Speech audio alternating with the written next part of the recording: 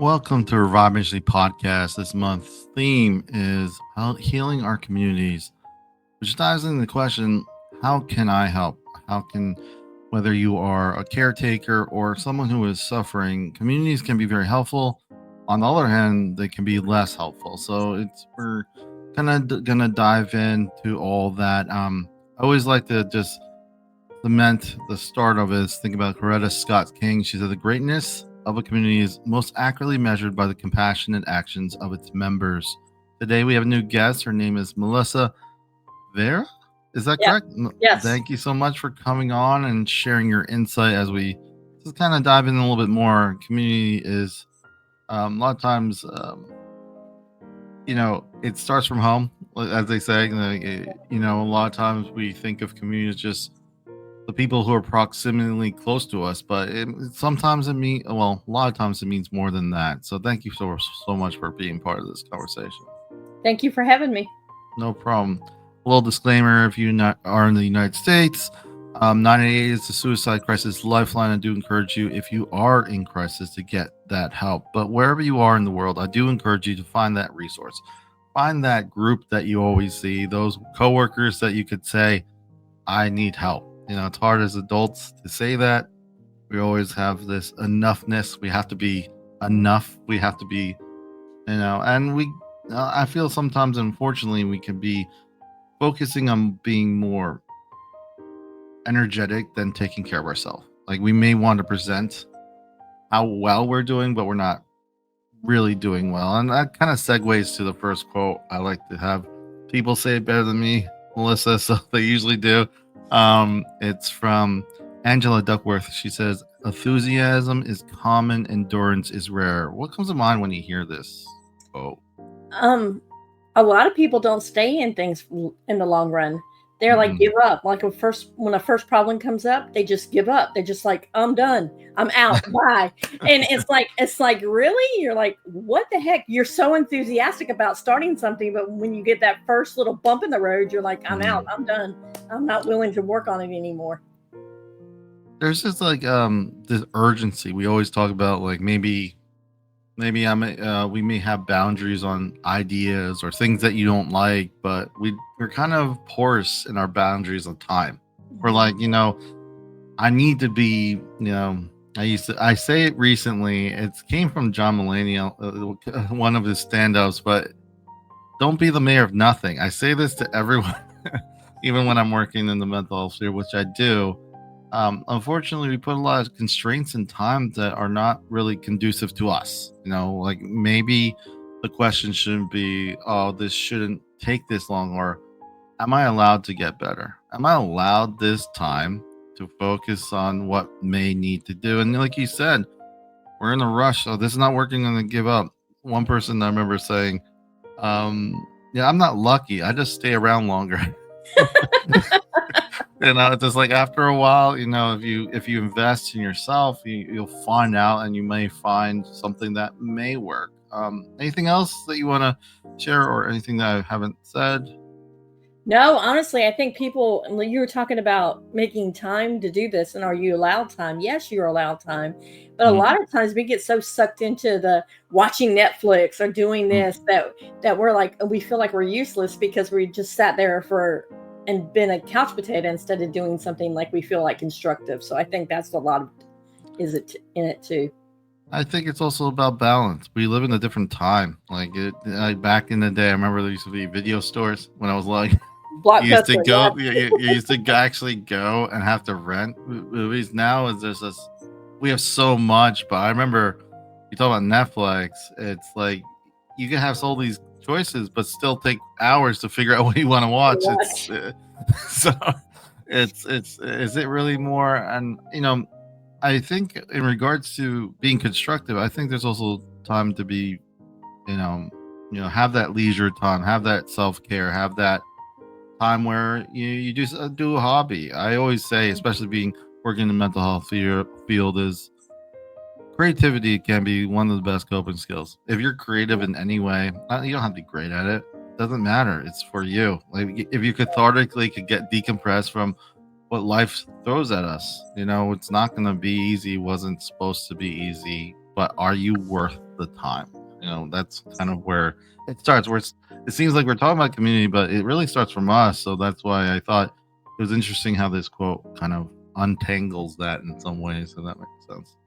So um, I want to ask you. A lot of times, we're gonna get a lot of times when I have new guests, even returning guests, I give them the opportunity to share what brought them here, what actually, why does it matter so much, and maybe even touch upon why you think community matters and what do you see has been helpful for you.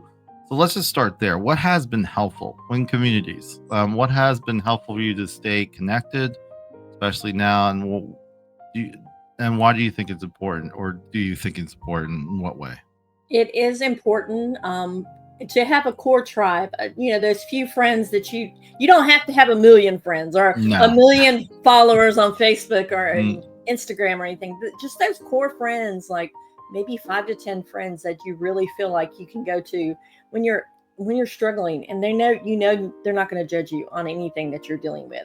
They're going to just mhm, sit there, be a sounding board for you, maybe give you a little bit of advice, but most of the time just listen, because sometimes when we have so many issues going on in our lives or in our family that if we go mhm. to an outside source and just talk it out, we feel so much better. When we hide and don't talk to anybody is when we start feeling down on ourselves, and we start taking it out on our communities, our family, our friends, and Mhm. we start isolating, and it just gets worse. You know, I remember reading Carl Jung, one of the founders of mental health, said that loneliness is the inability to share what's important to you. Simply Yep. put. So I really gravitate to that. People could work in the mental health field, outpatient. Someone was talking to me. Nothing changes in their life, but they feel better. They feel like they are able to be heard. And like you said, uh, having a lot of people doesn't mean you could be the loneliest person Yep. around thousands of people. It's but also there's a other caveat where you could be alone and content. Like it's that balance, whatever that looks like for you. And I think um, you know, being in different communities, and we're talking about communities, it's complex culturally. Sometimes the Mhm. fear or some of the drive. But one of the saddest things, at least for me, being was more of a leader in church, was unfortunately we don't take care of our own well. I'm just gonna say it. We just Yep. don't. Um, um, uh, I'll say it this way, more lighthearted. You can have an amazing pianist or amazing musician, and you just assume, oh, they know they're amazing. No, they don't. Not at Yep. all. They don't feel appreciated. They get burnt Mhm. out. I don't know the countless times where people don't realize how much they do help, and unfortunately, there's few who help in churches sometimes, and I'm just grabbing one community. I'm not saying every church, but unfortunately, it leans on those people so much, and it's unfortunate that we as a community sometimes tend to lean on the ones that are more available, Yep. and maybe one of us could be one of those people, the one who always says yes, the Yep. one who doesn't say no, and it's like Coretta Scott King said, it's how we are compassionate. I think communities need to learn too. Like it's not like we know this stuff. If someone needs help, like we said in the beginning, you need to ask it. Like ask if you need, especially those small groups. Like you say, this is just not feeling right. I don't feel very appreciated. Even if it's maybe not justified or miscommunication, I feel if there's a community that allows that kind of conversation and not ridicules it, whether it's faith based or non faith based, whether you're just playing chess or whatever you're doing that makes you feel connected, I feel if we're allowed that, there's nothing about being soft. It's about being willing, a Mhm. willing participant with others, if that makes sense, in communities. So, I think, any other comments or anything you want to add? Hon- Honestly, you just said something. You said that, we should be willing to say, hey, this isn't right, and Mhm. speak up for ourselves. But most of the time, we don't speak up for ourselves. We Yeah. need to have that courage to speak up. And no, that's part of our self care of healing ourselves so we can heal others, is because you can't walk around with all this resentment in your heart of like, why didn't they help me? I'm doing all this. Well, you put yourself in that predicament. So when you speak up and say, you know what, I'd love to help, but I need help as well. Can you help? Like in the church, for instance, you like Mm, somebody maybe take, if you're a pianist, say, hey, can you take the second Sunday of every month so I can mhm. have a Sunday off? Yeah. Just so that they can enjoy the service and not have to worry about being a part of the service, that they can actually just sit back and kind of watch everything else unfold. I think yeah, ex- I think that's all exactly what sometimes is missing is really that this little bit, those little steps, being and you know sometimes we wait too long to say things, but For sure. and we may put ourselves in that predicament, but it goes back to the question: am I allowed to get better? So the most healthiest thing sometimes is to say no, or to say I can't. Yep. But it's almost like if I say I can't, that means I failed. That means I'm a failure because I can't. But I'll tell you one thing: if you don't take care of yourself, a lot of times it will be harder. I'm not saying in what way that will be, but harder. I guess the saddest thing when it comes to communities, when we're talking about this aspect, is you become the mayor of everyone else, right? But you never have time for yourself. You feel you're only good by doing these things that are helpful. And it is kind, and people do appreciate you, but it's never really enough after a while. You feel, and I think the biggest thing is that there is no room for you. There's never any room for you to be like, I'm not feeling okay. No, I have to be great. I have to be that person who steps up. And we see these individuals, and we see them often in different aspects, and they get burnt out. And then um, the responsibility, of course, is on the individual, but also of the community. If they Yeah. see that, just because it's easier that the person is just so good or just knows the material, just knows that. I remember doing running sound equipment for a church. I was used to head sound, and I would love to kind of rotation. And I get annoyed when people try to change that rotation because it's like, oh, we have this great person who's going to be singing. I'm like, well, if you're not allowing people to make mistakes, then what are you really sharing? That Yeah. you're sharing that a community that we are, even though we look good, it's more important that we look good than actually ask for help or learn anything. I think mistakes are beautiful things if we are actually promoted in a community setting that's safe. Obviously, each situation is different, but it's just promoting the fact that we're not intentionally trying to make mistakes, but you're allowing that growth. If you're in that regard, if that makes sense. Yeah, we're so Um, busy being trying to be look perfect and be perfect yeah, that we're not willing to admit that we're human and we all make mistakes and we can learn. And what are we teaching children in yeah, church? If you're like, oh, you can't make these mistakes, you can't do this, you can't do that, then you're teaching them that they have to be perfect as well and putting all that stress and pressure on the children as well. and like I said, to those who are listening, like just using an example that I'm familiar with. Obviously, Uh-huh. there's other areas that this happens in work environments and anything, and it's what unfortunately happens that we don't feel we're enough. The community doesn't feel enough. They get burnt out. They disconnect. They isolate. They choose not to be around people because they feel the world disappointed them. And Yep. but we are not islands, and I don't like to say that crassly. Like, oh yeah, just go around people. Is that hard internal work of what wound what wound told me that I'm not enough unless I help someone? What wound told me that I'm only valued if I am an active member every time in church? What wound told me that just having a bad day means that I'm failing everyone else? These are kind of weird introspective kind of viewpoints. But if you go through that journey, a lot of times I feel like we get a better understanding what our needs are.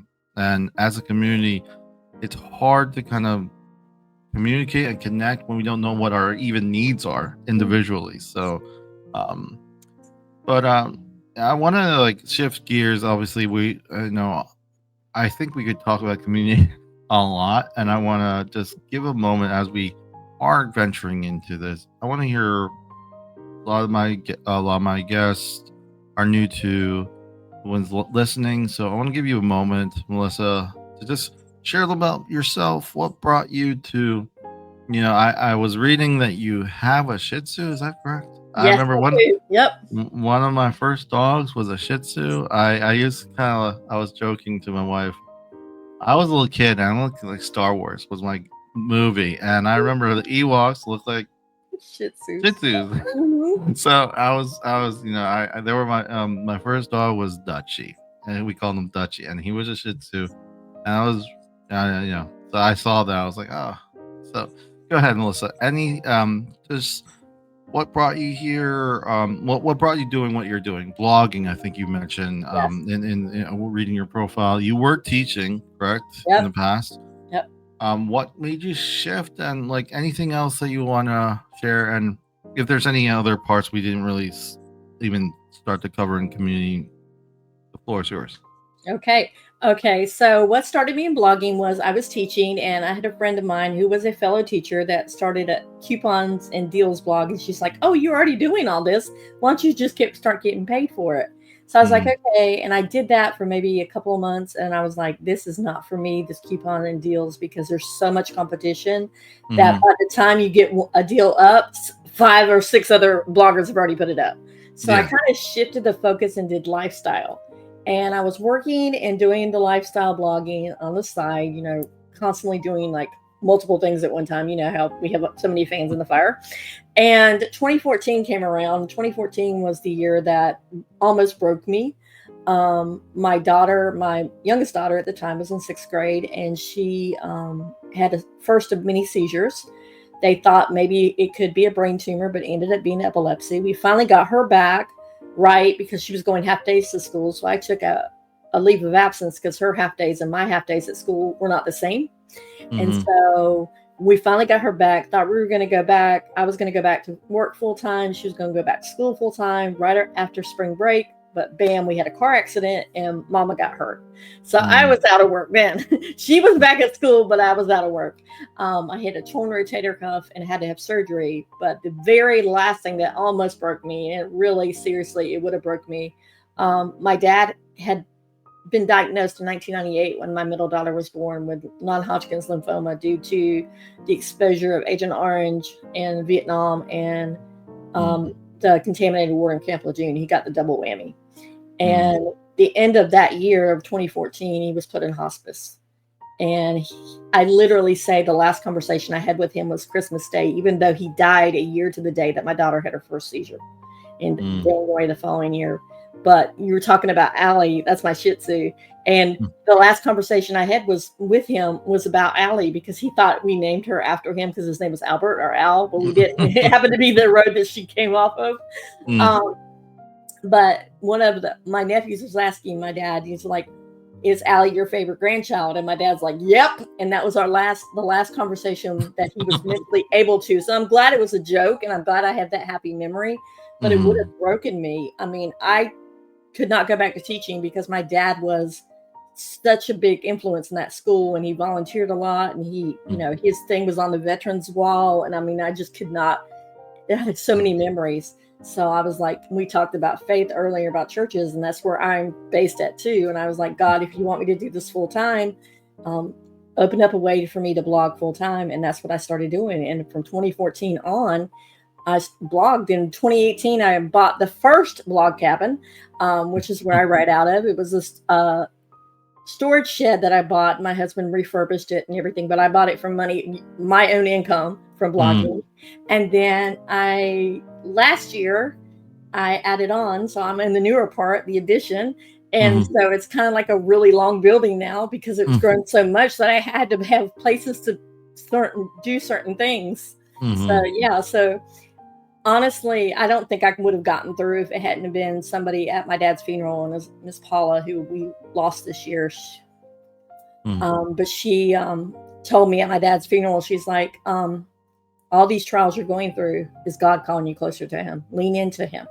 mhm, And looking back now, I know that's what was happening, that God carried me through because there was no way I could have made it through. And when my mom passed away, I was glad I was able to tell her mhm, that how much those words impacted me, because that's one thing. If I could tell anybody, if somebody makes an impact on you, tell them right away. or Hmm. next time you see them, tell them what the impact was, because not knowing that her and her husband was going to be murdered in January of this year, you Mm. know. So I'm glad I had the chance to tell her that, to tell her what an impact she made on my life. But I'm a Wow. wife and a mom. I'm a wife to an immigrant. I'm gonna put that out there. He's a permanent resident from Mexico, but I'm gonna put that out there so you know what side I fall on. I have 3 beautiful girls, and Mm. they're all young adults. Actually, my oldest will be 30 Mm. in September, and she's married and living in California, and we all live in North Carolina. So, Okay. was that good? Okay. No, that was good. And it's interesting how much those life events can impact and pivot and change your perspective. Um, I remember this one old church lady when I was there. She would say, "People are either blessings or lessons." I'm like, okay, it's kind of true. I know Mhm. where she's coming from, but at the same time, it's it's about wholeness more. Like we are people who, I'm not perfect. Neither anyone isn't really perfect, but I think a lot of times I always I always find that, the individual obviously they're trying to, work through and having a higher power. I do, for me, at least my story. This podcast doesn't. I try to treat it like an outreach per se. Like, if you had a medical outreach in another country, you're not really initially proselytizing. It's not the focus. I just a lot of times in churches when it was always under the rug. They never want to talk about things that may be Mhm. hard. Emotions are sometimes we shouldn't be led by our emotions, but emotions are indicators that something may need to change. Yep. Something like so many times I see frantic family members working in the mental health field for some time now, and person will just like a made up scenario. A parent will be like, "See, he or she's not doing blah blah blah," and then I'll tell that her to leave, and I'll work with the individual, and then after that conversation, I'm like, "Can I talk to your mom or dad or whatever?" And then she's like, "I'm like, well, you're right. He or she's not doing what you're saying, Mhm. but at the end of the day, I never want that door to feel like it's closed. I Yep. never want to. And also, whatever's been the trend to kind of work hasn't worked because you're here. So it's the honest humility. The fact is that's where a community really fits in well. Obviously you had people that helped you kind of Yeah. refocus in those difficult times. I like this African proverb. It always rings to me a lot of times when I'm kind of thinking about this. If you want to go quickly, go alone. If you want to go far, go together. um the most humbling thing is when you're adult and you're capable, but then you realize you need people. It's kind Mhm. of a very learning experience. Sometimes we are headstrong, but it's one of the things that I feel can make us grow more, not just as individuals, but as a community. I think you mentioned veteran. I was in the Air Force during 9/11. Just one thing about the camaraderie you get from we make fun of each other in the branches, of course, and we're Mhm. the chair Yeah. force, and then when we don't talk about the Coast Guard, we don't care about them, but we used to say that Air Force could kind of color inside the lines, and the Army and Navy struggle, and we just don't want the Marines to eat the crayons. That's usually what we say. But with that being said, it's all the camaraderie I had when I was in the Air Force is rare. That sense of, we're all in this together, all walks of life, just trying to help. And then one of the things that I felt really blessed experiencing in the military was unsurmountable. Like, I felt like, using a Star Wars reference, I felt like Chewbacca without any parts, with a lot of planes that had to fly at the same time, Well, a lot of times. And, but at the same time, just working one problem at a time. And I learned that lesson, just being calm, whatever's going on, and it can wait. What can we do now? yeah. And that kind of calmness, it's hard. It is difficult, and I feel one of the biggest things I've learned regarding community, I'll ask what was one of the biggest lessons you learned after I share this, um, was that not only is just being an active listener, but Mm. also being willing to be discomforted. Helping is discomfort. It's not going to be this high five moment that we kind of envision. It's inconvenient, but just like I love this one illustration. Father has this artwork that's horrendous on this desk, and they're like, "Why is that there?" It's like, "Why do you have this?" It's the best artwork, and this is probably from his grandkid. It's like it shouldn't. It's not really art. It's kind of an accident, but it is the best artwork because he sees that as artwork and he sees his grandson or whoever that is. So when we see things, when we see each other more like humans, when we don't dehumanize each other, it's harder for us to harm each other in the essence. Like if I know you and not try to just distance and have this kind of dualistic view, then I'm dealing with a human being, not someone that fits in the box because of my own biases. So communities, um, I guess, has that accountability and responsibility to balance that in whatever setting they're in. So I'm sorry to be long-winded, but what do you feel in regards to community is that you learned? What lessons have you learned, and what do you think is you want to share to those listening? Lessons that I've learned, that nobody is an island in themselves. I mean, everybody needs somebody. I mean, people think, oh, I've got it, I've got it, I got it. You don't have to be super mom, superwoman, superman. You don't have to do it all. You can ask for help, and I think that's the hardest thing that people do is reaching out to the community to ask for help. To me, I think it shows strength, but I Hmm. also have that problem too, asking for help, because we have that preconceived notion of how we're supposed to be in our head, and how we're supposed to be like perfect in the judgment, and you're afraid people are going to judge you if you ask for help, and then you go on this downward spiral where you get out of your head and just say, forget it. I'm just going to do it. I'm just going to ask. And once Hmm. I know it's brave to step out of that comfort zone. But Hmm. once you do, you feel like such a complete, like, relief, almost like a, like you can sigh because somebody else knows what's going on in your life, and somebody else is saying, okay, well, what can we do to make it better? Or, okay, how can we, let's just get you out of your head for today. Let's go shopping, or let's go to take a walk, or let's go do something just to get you out of your head. And I think that's important for the community. It's like when you say, if you want to go far, go together, and the African proverb, I take it back to a time when I was walking with a friend of mine. It was during COVID, but we Hmm. walked every day. We walked like 6 miles a day. Now I can't even go out and walk a mile by myself anymore because I'm so used to having that community with me. So Hmm. you can do a lot of things when you have people around, that you lose track of time. Whereas if you're working on something by yourself or trying to deal with something by yourself, you're like, oh man, it's only 10 minutes has passed. Oh, when is this job ever going to end? Or when's this ever going to get finished? So that's important.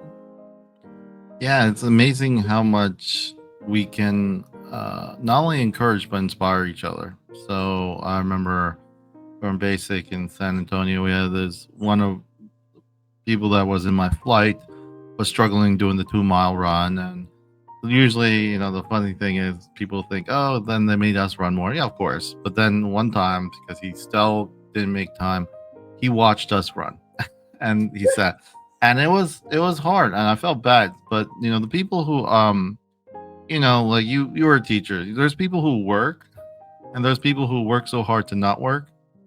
Uh-huh. You know what I'm talking about. Yep. I know exactly what you're talking about. People that just show up to get a paycheck. So, one thing that was wonderful to see was I ran, and a couple of us ran with him to get him back up to time, and he did pass after a while. But we put it on ourselves because not just because we had to run more, but because it wasn't going to work just to say you got to figure it out. Why aren't you not running fast enough?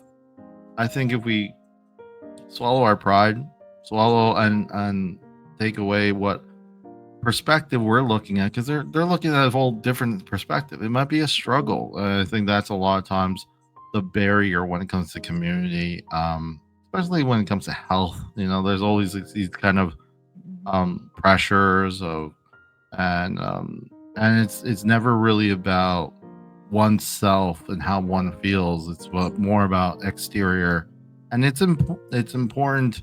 I'm not saying it's not important to kind of understand some of those pressures, but also, you know, I was thinking about this weekend. You know, diabetes is one of the leading killers in the United States, and it's kind of weird. People don't really notice that it's one of the most treatable ones too. So, what does that say about society? We are more willing to avoid getting a treatable with all these kind of methods than to actually say, because we don't want to be seen that we're not doing well. You Yeah. know, and I feel um, is one of the medical conditions that it was alarming when I learned this, that it was just still on the top. Even with all the methods, different medications, different treatments, people are just unwilling to be seen, and they'll do diets, do everything. I'm not saying holistic doesn't necessarily be bad, but they just avoid the title. I don't want to be diabetic. I don't want to be, Yeah. and I just have family members who do this and who have this condition, and you see the different mindsets. One's like, I don't have that, you know. But insulin, if they read a lot of the more of the details, just like you can't produce insulin, it's not like, you know, and that's why it's hard to control the sugar. So I'm sorry I got sidetracked, but I think it's a good correlation to how we as a community can do better. I'll be honest. Like health, you know, it's not about it's about person feeling safe enough to share. You know, you see this a lot of doctors, and I'm very much if I'm with a client and they see their primary care and they don't feel comfortable, we need to get a new doctor if this continues. Because if you're not feeling comfortable in the very beginning, you're not going to tell him or her what's going on with it. Um, there's barriers, and just want to focus on that part right now, and then we'll kind of go into a few more things before we wrap up. So, what are the barriers that you see or that cause issues in our community? Just that question alone. What do you think are the barriers right now? Right now in the US, oh, Mhm. there's a lot. Um, like that people don't see other people of different cultures as humans. They see Mhm. them as like criminals, and they're not criminals. Yeah. I mean, honestly, I think that's a huge barrier is that we're not actively listening to what each other's experiences. We're not learning from the experiences. Instead, we're going in with a preconceived notion that this is how all people are of a certain race or people of certain, and instead of saying, okay, I'm going to sit down and have a conversation with you to learn that, hey, you know what, your blood is red just like mine, you bleed just like me, you worry about the same things I worry about, you worry about Mhm. whether or not you're going to be able to feed your family, you're going to worry about whether or not you're going to get up to go to work in the morning, you worry about all this other stuff, how you're going to pay your bills. We're all in this together, but it seems like there's so much division right now in our community in the US that it's hard. I mean, how to improve it? I've also seen good things that happen though, because I've seen Mhm. people standing up and protesting against things that are happening, and you see more people that are being activated, whereas opposed to in the past there wasn't hardly anybody activated, but now there's more people activated to try to do good, to try to change, what's going on in this country. So I think that's important to look at the good and the bad of everything, balancing out. Hopefully the good will outweigh Mhm. the bad, but sometimes it doesn't. Um, so that's definitely a barrier is the preconceived stereotypes that we have of everybody. I mean, we can see someone that goes to church and we're like, oh, they're going to judge me because they're a Christian. Mhm. That's a lot of with organized religion now. That's what it is. People think I don't want to be an organized religion because they're going to judge me. So if we get those stereotypes out of the way and actually sit down and look at people and as Mhm. human beings, just like you and me, then we can have those conversations where we can learn from everybody. We may not agree with what everything they say, but at least we can sit down and have a civil conversation and not screaming back and forth and using curse words and everything else. But just sit down and have that conversation with each other to say, you know what? I may not agree on your political views. I may not agree on some of the things you believe in, but you know what? There is something in there that makes you and I alike. And that's what I think it's important. Yeah, it's like the louder you are, the more truth you are. Yeah. I'm not trying to be coy, but when it comes to I agree with you in the sense that it's sad to see families broken up just because of Mhm. political views. It's sad to see friends and relationships broken up because of um and we would think that it was different because more knowledge, and I think that's the one thing that's interesting that I've noticed with community. We can have a saturation of information, but if we don't know what to do with it, we don't Mhm. know what to do with it. The other thing is very distracted. We're a community that's very distracted, Uh, and I am guilty of this. We have our phones, and like I have a person who may be a family member or a friend, maybe my spouse or whatever the scenario is, that I'm upset with them. But now with the technology of smartphones, I don't have to talk to them because I could be distracted, and I think it made our us the community a less decline in our communication, interpersonal. We avoid it like the plague. um and to hear people who are effective communicators is like a rare thing. No, most people, it's funny, like when I first had my first phone was a brick Nokia. Like you barely had like 700 minutes, and like you could uh, text, and like it's free to call after 7 p.m. I kind of remember some of the things, yeah. but I never thought it would come to the point where actually using the phone is a rarity. Like, when do you actually talk to anyone? Everyone's just texting Yep. or whatever. And granted, and you would say, "Oh, now we have the technology of video." No one really video unless they're like, um, it's just all these methods to communicate, and we find more and more ways to not communicate. It's interesting. Yep. But I think it has a lot to do with the distractions. I don't think we ever been this distracted. There's so much out there, and I guess it's a difficult question of what would be. I can't say all social media is bad. I can't. Okay, I cannot say that. At the same time, I do feel that it has impact. I think we underestimate how much it has impact. And I think it crossed the board, no matter what age group or category. It kind of goes with this quote from David Spangler. He says that some people think that they're in a community, but they're only in proximity. Yep. True community requires commitment and openness, and it is a willingness to extend yourself to encounter and know the other. I think about the turn of the century when we started getting like during like factories and Mhm. cities were being built, and like you know, biggest concern a lot of sociologists was that we're going to be so disconnected. We're like all Mhm. in that, we're the busy, the urban, I know, urban jungle per se. And I don't think it happened quick. I think it's happening quicker now because we're way more distracted. It's hard to Mhm. have any real depth in conversation. I don't know about your experience, but a lot of people are very superficial. A lot of and a lot of people are more guarded. A lot of people are a lot more fear. Churches are a lot more. I feel a lot of fear. Sometimes some churches, I'm not saying all of them, is like they feel like a group of the most fearful people Mhm. saying words that they're hopeful. Um, and the times have changed. I thought I love my experience in church, and I still do. It's just it's complicated now. Mhm. People are leaving, and there's no real solution. And some churches, unfortunately, will go by the guilt. You should come Mhm. here. It's near the end. I'm like, but there's no emphasis on self improvement. That's not important. It's about waiting at the bus stop, and then sometimes like they're really for the end, and then that's it's just becomes uninspired. And sometimes I find my faith being very helpful, but what I'm talking about is communities.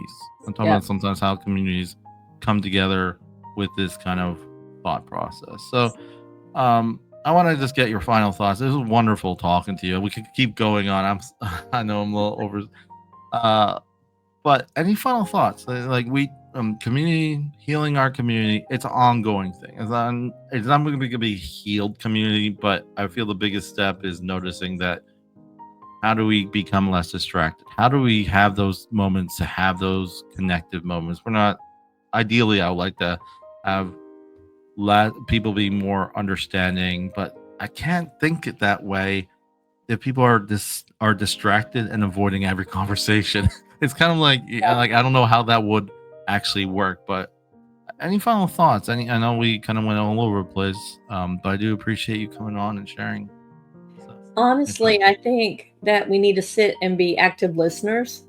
I think yes. that's a big point of the community. And it's okay to not be on social media. Like I took a social Instagram break. I normally post every single solitary day, but I was like, Hmm. I am so burned out. I'm going to take a little break from it. So I haven't posted in like 2 weeks. That I mean, every once in a while I may have posted a story, but not anything else on Instagram because I was like, I just need a break. I need to stop because it was constant negative, negative, negative. Hmm. Um, but having that core friend group Yeah. that heals you as well because you've got to heal yourself before you can start healing your communities, and you've Hmm. got to work on yourself, and you've got to look and see, okay, what do I need to work on? And then you're like, okay, sit down with your friends and say, okay, this is what I'm struggling with. Do you see other points that you may see that I don't see? Because sometimes we're our own worst critics, and then Yes. sometimes we also are oblivious to our faults too. So if we Mm. sit down with that core group that they're going to tell you things in a loving way, not in a hurtful way, then that will help. Because if you go out and say, okay, I'm struggling with this, and you go to John Doe on the street and he's going to tell you, oh, well, you're da da this, da, da, and then he'll start picking you apart and you'll feel even worse. So you have to have that little core group that call your tribe that Hmm. you just kind of can connect with and have conversations with. And then once you get that healing, then you can start out in your other communities. And someone I read somewhere, Hannah More, she was a person back in the 1700s that abolished slavery in England. She was a Hmm. writer, and she wrote that you can't shine a light and you can't shine your light during the day because it's the light. Nobody sees it. It's not going to make an impact. You have to shine your light at the dark spots. So that's going to make an impact. People are going to see your light. And that's kind of like my motto is be the light. Let people see you, like flaws and all. If I'm having a bad day, I'm going to come on Instagram and say it's a bad day, and cry and be real and be human on social media, because I think that's important when people see that you're being real and you're being honest, and they gives themselves that permission to go on and be honest and be real. And I think that's needs to happen in real life and not just on social media as well. Yeah, I think that authenticity, that vulnerability is important. I think getting around, being around people that are, I'll say it this way, that if good news happened to you, they will be genuinely happy. Yeah. It's hard to say it that way, but that is the hard truth. That core group is important. I, for one, also everyone. I think finding that balance, being okay being alone. Yeah. Like there's a difference between loneliness and there's another thing about taking time for yourself. I found, at least, I have my story. I struggled with mental health before and still do. I have trauma, all these things. But at the same time, I always say to this to my clients and also to myself, you just have to live differently. That's it. Mhm. It's like anything I just have to live my life differently. It doesn't mean that my value shifts. Yeah. Self-worth is, when you have that ability to be not just a slogan, it's okay to not be okay, but am I allowed to get better? Am I allowed to take time to say no? I remember a couple months ago you mentioned you had to take a few weeks off blogging. I had a lot of things going on and it was really stressful, and I had to keep rescheduling one of the months, and it was really hard. I felt bad, and I sometimes I remember just saying, what am I really reflecting if I feel so bad that I'm not able to like Hmm. meet these kind of Yes. standards? And I think that level of vulnerability, that we're not just like vulnerable to say I'm vulnerable about things that bother me, but vulnerable to say that I'm not always going to be 100%. Yep. And I choose to take care of myself first. And Yep. I think it seems like we're talking about oneself, but each person kind of adds up to be in community. And if we're a community that cares, a community that shares, a community that's not threatened or uses means of fear to get them in line, that uses compassion and confidence, being vulnerable and curious. Curiosity gets sometimes, a lot of times, Mm, vanquished. I think that those kind of characteristics, being curious, being willing, being open, um, I could still not agree with someone, but understand and yep. respect them. Yep. You know, if you are afraid and have to put someone smaller, it doesn't mean that you're bigger. You Yep. know, uh, don't be the mayor of nothing when it comes to community. Choose people around you carefully, but also be kinder to yourself. That's my final thought. Thank you. Um, Anything else before we go? No, not that I can think That's of. totally good. Those who are listening, you can find out more in the notes regarding Melissa. But again, I want to say thank you so much, Melissa, for coming on. For those who are listening, remember stay updated with the various platform. RevivMinistryFL.com is the website. You can see us on YouTube. Also, a lot of our audio versions are all updated weekly on the website. So I encourage you to check it out. I am gonna. It's actually a proverb, a Native American proverb. It says, "With all things and in all things, we are all relatives." Yes.